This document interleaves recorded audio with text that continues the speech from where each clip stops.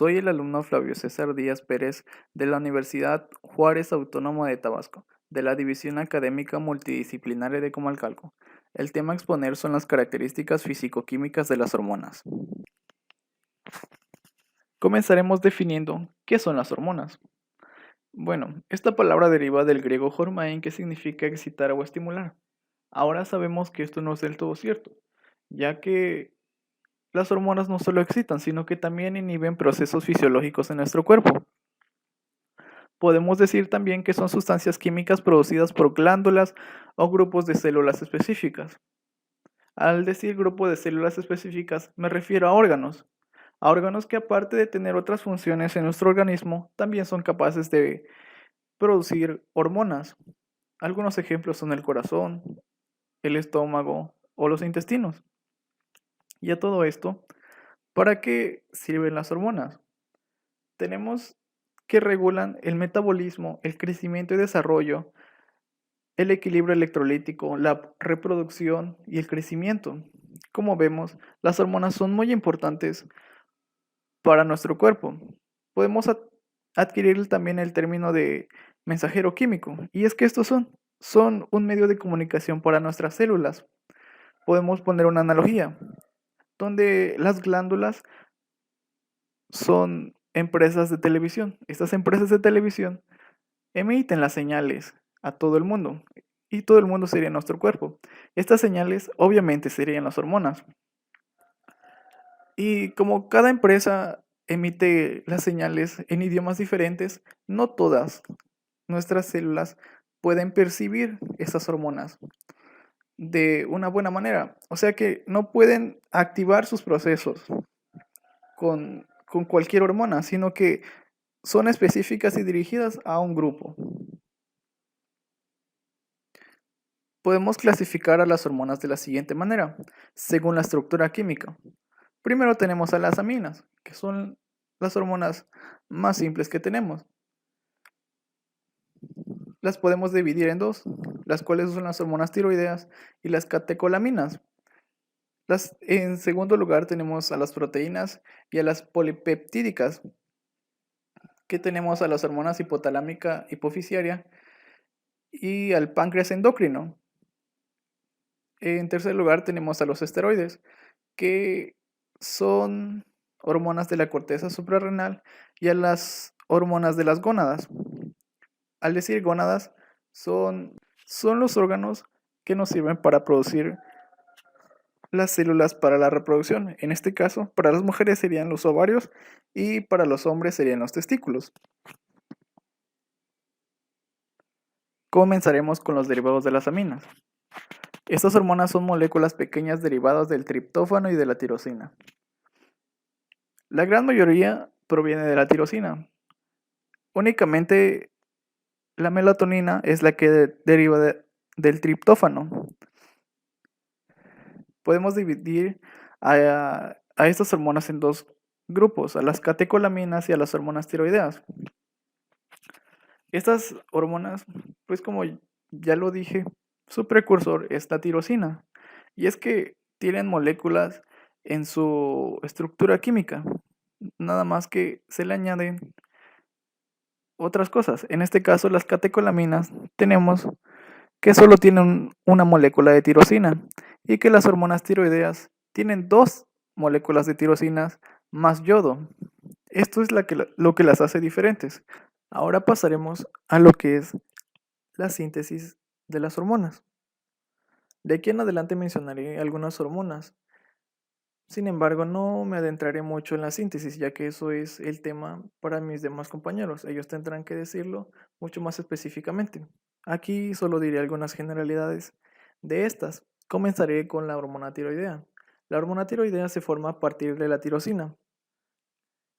La tirosina se aglomera, forman una proteína que se llama tiroglobulina. La tiroglobulina se une al yodo. Antes de esto, el yodo tiene que oxidarse, y se oxida por medio de la enzima peroxidasa. La tiroglobulina, como ya había dicho, se une al yodo. ¿Qué es esto? Una vez unidos, ya tenemos de cierta manera formados a nuestras hormonas. Cuando se forma una molécula de tiroglobulina, se forman más o menos el 93% corresponde a la tiroxina y solamente el 7% a la triyodrotironina, que respectivamente se llaman T4 y T3. Más o menos son 30 moléculas, el 93% de tiroxina y pues algunas nada más de T3. Estas no tienen actividad biológica cuando están unidas a la tiroglobulina. Cuando están unidas, se almacenan en los folículos, en un líquido que se llama coloide. Estas tienen que escindirse de la tiroglobulina para así tener una actividad biológica y poder ser liberadas a nuestro torrente sanguíneo. Esto se lleva a cabo por enzimas que tenemos en los lisosomas, específicamente enzimas proteinasas que se digieren a la tiroglobulina y así pueda separarse de estas hormonas. Cabe mencionar que estas no son las únicas hormonas que se forman, sino que también se forma calcitonina. Bueno, podemos decir que la secreción de estas hormonas se llevan a cabo por difusión simple y que su secreción está regulada por el hipotálamo y la adenohipófisis. Están estrechamente unidas o relacionadas. El transporte de estas hormonas se lleva a cabo por una proteína. En este caso, mayormente se lleva por la globulina fijadora de la tiroxina y en menor cantidad por la prealbúmina y la albúmina. Esto es para que exista un reservorio en nuestro torrente sanguíneo.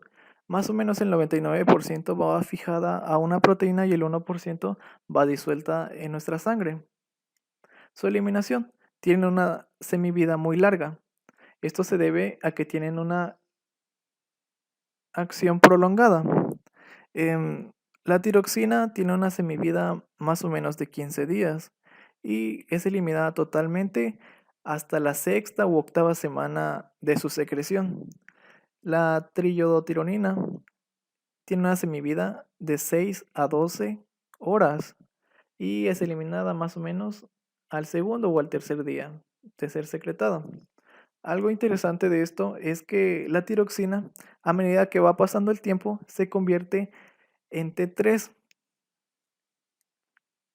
Esto es porque T3 tiene un efecto mayor a T4 en nuestro organismo.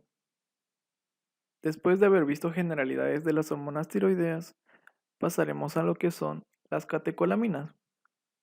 Las catecolaminas de igual manera tienen como precursor a la tirosina. Se asemejan a las hormonas tiroideas únicamente en que se sintetizan por adelantado y que también se almacenan en vesículas secretoras. Más adelante nos daremos cuenta que son las únicas cosas en las que se parecen. Las catecolaminas son tres: la dopamina, la noradrenalina y la adrenalina. Estas son mayormente sintetizadas en lo que es la médula suprarrenal. También las sintetizan las neuronas, porque las utilizan como neurotransmisores. Pero nos centraremos en lo que es la síntesis en la médula. En la médula suprarrenal se sintetiza más o menos 80% de adrenalina y 20% de noradrenalina. Estas dos hormonas tienen efectos más o menos parecidos en nuestro cuerpo,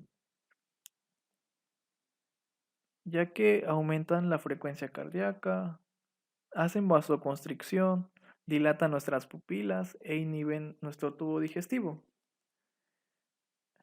Hay tres diferencias entre estas dos hormonas, ya que primero, la adrenalina produce mayor activación cardíaca, es decir, aumenta el gasto cardíaco. Como segunda diferencia tenemos en que la adrenalina no causa tanta vasoconstricción en nuestras arterias, sino que mayormente es la noradrenalina. Y como tercer punto es que ejercen la adrenalina 5 a 10 veces más efectos metabólicos, como lo son la glucogénesis, y la liberación de la glucosa en sangre. Es decir, es un poco más fuerte en este ámbito. Estas hormonas son secretadas durante el día, controladas por nuestros ciclos circadianos para mantener el tono de nuestras arterias. Esto es algo interesante, ya que no interfieren en procesos únicamente de alerta en los que nos damos cuenta, sino que también interfieren en cosas que ni siquiera notamos, en algo tan natural como que nuestra arteria pues mantenga su tono. Es tan importante esto porque si no, pues nuestra sangre no podría circular de una buena manera. Ahora pasaremos a lo que es la secreción de las catecolaminas. Estas, a diferencia de las hormonas tiroideas, se liberan por exocitosis. Esta es la primera diferencia que vemos entre estas dos hormonas, a pesar de que son amínicas. La secreción de estas está regulada por el sistema simpático. Y es que está regulada porque está muy relacionada con esta, como ya habíamos mencionado. Su transporte. Esta es otra gran diferencia que tiene, ya que estas no necesitan de una proteína transportadora y va libre en el plasma. Esto, es dado, esto se da porque, como aquí vemos, tiene una semivida de 2 a 4 minutos solamente. Y aunque parezca poco, em, aún así, esto es 5 a 10 veces mayor de lo que puede tardar la secreción de las fibras simpáticas directas a nuestros órganos. Y es que esto es tan necesario porque sus efectos son mucho más duraderos de lo que puede hacer nuestro sistema nervioso central. Es indispensable que tengamos estas hormonas porque prepara a nuestro cuerpo para situaciones de estrés. Algunas cosas más de las catecolaminas es que los receptores a donde estas hormonas van se encuentran en la membrana celular. Y la respuesta que tienen estas hormonas es que modifican proteínas ya existentes en las células diana. Como ya vimos, a pesar de que estas hormonas tienen como precursor el mismo aminoácido, son muy diferentes a las hormonas de nuestra glándula tiroides. Después de haber visto las generalidades de las hormonas derivadas de las aminas, ahora nos toca ver las hormonas proteicas y polipeptídicas. Y es que de hecho casi todas las hormonas del organismo son polipéptidos y proteínas. Estas moléculas son indispensables para nuestro organismo. De hecho, la palabra proteína deriva del griego proteios, que significa primera importancia. Y es que a esta molécula cualquier persona puede conocerla, aun siquiera y no conozca su estructura química o para qué funciona, la conocen. Bueno, las proteínas son polímeros de aminoácidos y los aminoácidos a su vez están conformados por un grupo amino y un grupo carboxilo, así como están conformados esas hormonas derivadas de las aminas. Estas hormonas son más complejas que las anteriores, ya que son más grandes. Van desde algo pequeño como 3 aminoácidos hasta una proteína de 200 aminoácidos. Algo interesante de las proteínas es que más o menos 3/4 partes de los sólidos de nuestro organismo son proteínas. Empezaremos con su síntesis. La síntesis es igual que cualquier otra proteína. Al igual que las hormonas derivadas de las aminas, se sintetizan por adelantado. Estas hormonas comienzan como moléculas muy grandes, pero no tienen actividad biológica y se denominan prehormonas, las cuales se dirigen al retículo endoplásmico. Aquí, en el retículo endoplásmico, estas preprohormonas se escinden, o sea, se cortan para formar prohormonas. Estas prohormonas siguen siendo hormonas grandes y se dirigen a lo que es el aparato de Golgi. Aquí se encapsulan y se forman vesículas. Estas vesículas pueden estar tanto en lo que es el citoplasma de la célula o se unen a la membrana para que de esa manera sea más rápida su secreción. Luego de que se encapsulan, estas prohormonas se necesitan escindir nuevamente. Se escinden por medio de las enzimas que la misma vesícula tiene y ya se producen moléculas más pequeñas con una actividad biológica. De hecho, estas enzimas cortan en lugares específicos, por lo general en los residuos de aminoácidos, en lo que es la lisina arginina y la arginina arginina. Estos puntos en las proteínas demarcan cómo va a cortarse esta prohormona y así esa prohormona se vuelva en una hormona biológicamente activa. Aquí tenemos como ejemplo a la insulina. Es esta, la verde. Tenemos a esta la proinsulina, que obviamente sería la prohormona, que está compuesta por el péptido de conexión, o también llamado péptido C, y la insulina. La insulina son cadenas dobles que se unen por enlaces disulfuro, los cuales son estos, que a su vez se unen al péptido de conexión, el cual se pierde cuando se une a la membrana de la célula diana. Esta es una hormona pequeña con peso molecular de 5,808. Esta hormona es igual muy famosa. Muchas personas pueden conocerla y sirve para la regulación de la glucemia. La secreción de estas hormonas se da por exocitosis y la secreción es regulada. Puse que es regulada ya que hay muchas hormonas y se regulan de distintas maneras. En el caso de la insulina, es regulada por la glucemia, pero se ha descubierto que también la controlan los aminoácidos en sangre y no solo la glucemia como se creía anteriormente. Aparte de esto, la importancia de que estas otras hormonas puedan controlar la secreción de los islotes de Langerhans es que si las células beta se exponen demasiado a grandes cantidades de estas hormonas, pueden provocar una diabetes mellitus.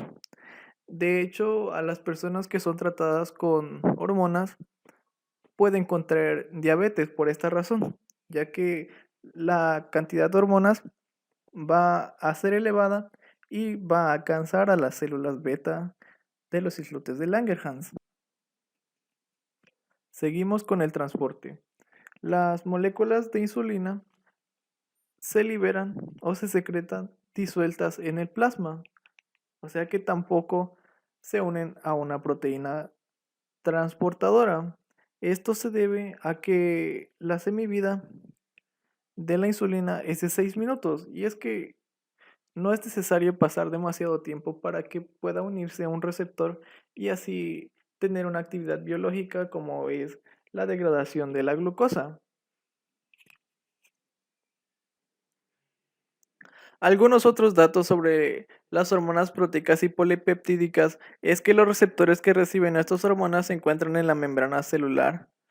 Además de que cuando se unen, esta activa un sistema de segundos mensajeros que pueden activar genes. Y la respuesta general que tienen al blanco es la modificación de proteínas ya existentes en la célula y también inducen a la síntesis de nuevas proteínas. Después de haber visto las características generales de las hormonas proteicas y polipeptídicas, ahora veremos a los esteroides. Cuando hablamos de esteroides, muchas personas los relacionan con fisicoculturistas o atletas, ya que estas personas toman esteroides. En realidad hay 5 familias de esteroides. los glucocorticoides, los mineralocorticoides, los andrógenos, los estrógenos y los progestágenos.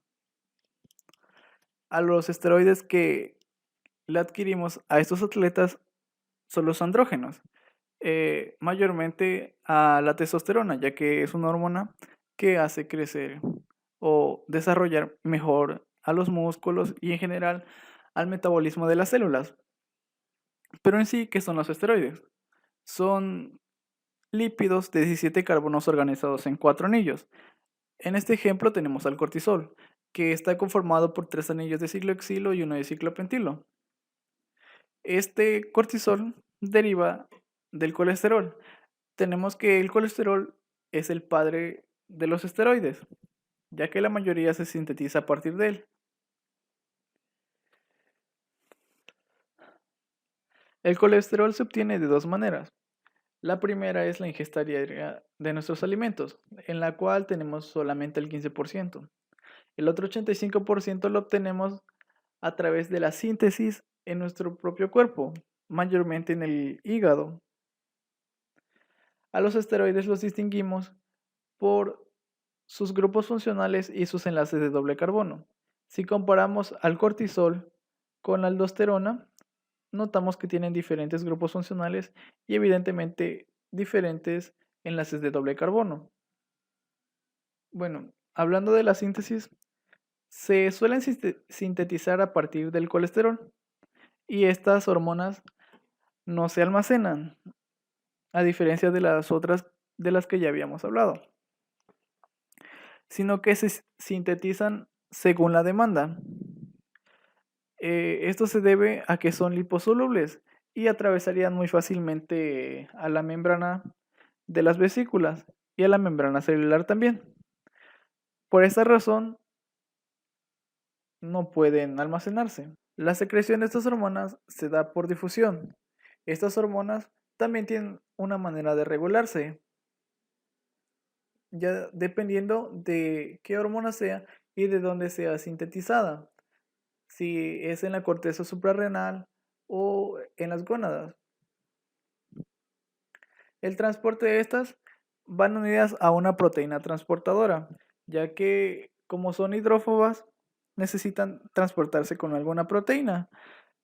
Por ejemplo, el cortisol se une a la globulina fijadora de cortisol o a la albúmina. La eliminación de estas hormonas se da principalmente en el hígado, aunque también podemos tomar en cuenta los riñones. Hay 5 grandes pasos para eliminación de los esteroides, los cuales inician con la reducción, la hidroxilación, la escisión de la cadena lateral, la oxidación y la esterificación. Estos serían los pasos principales para poder eliminar a las hormonas esteroideas. Estas se eliminan a través de la vía urinaria, aunque también pueden eliminarse por la bilis o por las heces. Otros datos que se tienen sobre las hormonas esteroideas es que los receptores que se unen a estas hormonas se encuentran en el citoplasma o en el núcleo, aunque también algunos tienen receptores en la membrana. La respuesta inmediata que tienen cuando se unen al receptor es la activación de genes por transcripción o traducción, que también pueden tener efectos no genómicos. Y la respuesta general que tienen las células diana es la inducción de la síntesis de nuevas proteínas. Después de haber visto las características generales que las hormonas tienen, podemos darnos cuenta que las personas en general tienen el conocimiento o saben nombres de algunas hormonas. Sin embargo, no conocen cómo funcionan ni cómo están constituidas estas mismas. Esta sesión está dada para dar una introducción a lo que es el sistema endocrino. Las hormonas, como ya lo habíamos dicho, es un sistema de mensajería que tiene nuestro cuerpo para que las células puedan comunicarse entre sí y exista un orden y podamos mantener la homeostasis.